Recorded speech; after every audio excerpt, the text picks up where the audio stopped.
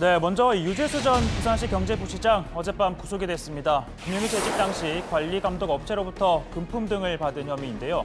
자, 이러한 개인 비위 의혹에 담긴 첩보는 청와대 민정수석실에도 보고가 됐습니다.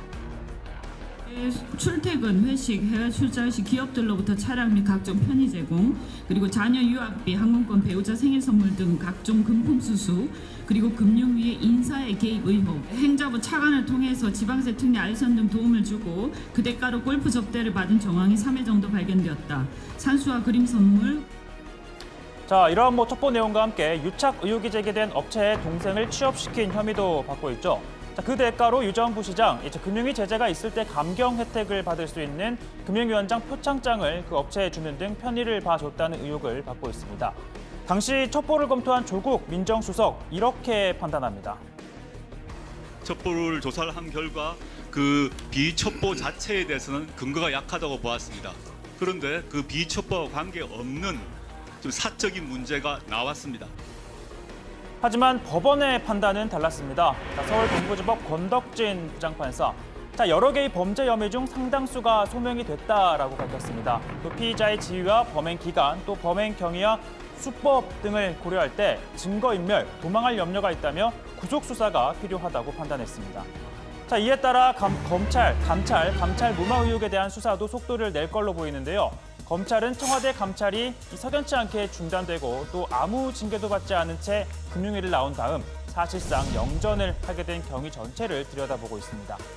감찰 책임자 중 한 명인 박형철 반부패 비서관은 검찰 조사에서 조국 전 수석 지시로 감찰이 중단됐다라는 취지의 진술을 한 걸로 지금 알려지고 있죠. 박 비서관은 그리고 지금 논란이 되고 있는 김기현 전 울산시장 사건에 대해서도 내사 형식으로 이 검찰 조사를 받은 것으로 전해집니다. 지난해 지방선거 당시 진행된 수사는 경찰청이 울산경찰에 보낸 첩보에 따라 진행이 됐고 또 경찰청은 청와대로부터 이 첩보를 받았다. 여기까지는 당시 경찰과 청와대 모두 인정을 하고 있죠. 청와대가 울산경찰에 직접 수사를 지휘한 것 아니냐라는 의혹에 대해서는 담당자는 이렇게 말합니다. 터무니없는 얘기. 터무니없는 얘기. 그런 터무니없는 얘기에 좀 그런 거 바꿔야 되니까 너무 짜증이 나요. 네, 그런 터무니없는 얘기. 그렇다면 청와대는 어떻게 이 관련 첩보를 입수했던 걸까요?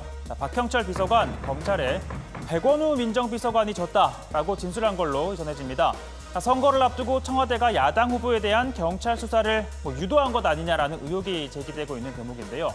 그러나 이 백 전 비서관, 민정수석실에 집중되는 수많은 첩보와 민원은 이 사안에 따라 분류를 해서 각 비서관실에 이렇게 전달이 된다며 단순히 이첩한 것 그 이상은 아니다라고 밝혔습니다. 김기현 전 시장 관련 제보를 전달한 것도 기억나지 않는다며 그만큼 많은 첩보가 들어오고 또 이첩이 된다라고 했는데요. 또 확인이 필요한 건 수사하도록 하는 게 일반적인 것이라고 설명했습니다. 하지만 한국당은 청와대의 하명 수사다, 김기현 전 시장을 낙선시키려는 표적 수사였다라고 주장을 하고 있죠. 어제 국회를 찾아 기자회견을 열었던 이 김기현 전 시장, 오늘은 청와대 앞으로 향했습니다. 이 안에 있는 뭐란 말이야? 문 뭐야? 문 뭐야? 문재인. 이 사람이요, 자기 친구 당선시키려고 공권력을 마구 나누겠다, 이런 지금 의혹들이 계속 지금 불거져 나오고, 그렇죠?